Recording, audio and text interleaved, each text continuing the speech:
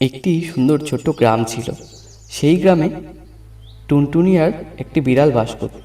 আজকের গল্পটা টুনটুনি আর বিড়ালকে নিয়ে।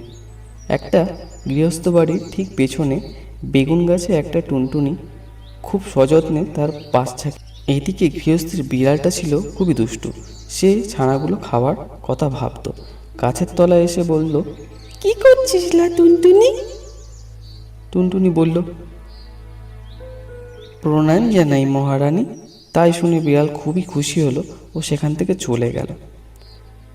পরের দিন আবার সেখানে বিড়াল আসলো এবং সেই একই রকমভাবে বলতে লাগলো, কি করছিস লা টুনটুনি? টুনটুনি আবারও বুঝতে পারলো বিড়ালের মতলব। সে আবার বলল, প্রণাম জানাই মহারানী। এই কথা শুনে বিড়াল খুশি হয়ে চলে গেল, কিন্তু মনে মনে সে ভাবতে থাকলো কি করে টুনটুনির ছানাগুলোকে খাওয়া যায়। টুনটুনি বিড়ালের এই বাজে মতলব সবই জানতে পারে। সে তার ছানাগুলোকে বলে যে, দেখ তোরা তো বড় হয়েছিস, তোরা আমাকে বলতে পারবি ওই দূরে গাছটা যেটা দেখতে পাচ্ছিস সেখানে একটু উড়ে গিয়ে আমাকে দেখা দেখি কেমন তোরা উঠতে শিখেছিস। তারপরে দেখলো ঠিক আছে, তারা উঠতে পারছে। পরের দিন আবার সেই দুষ্টু বিড়ালটা সেখানে এলো। এবার সে এসে বলতে লাগলো, কি করছিস লা টুনটুনি?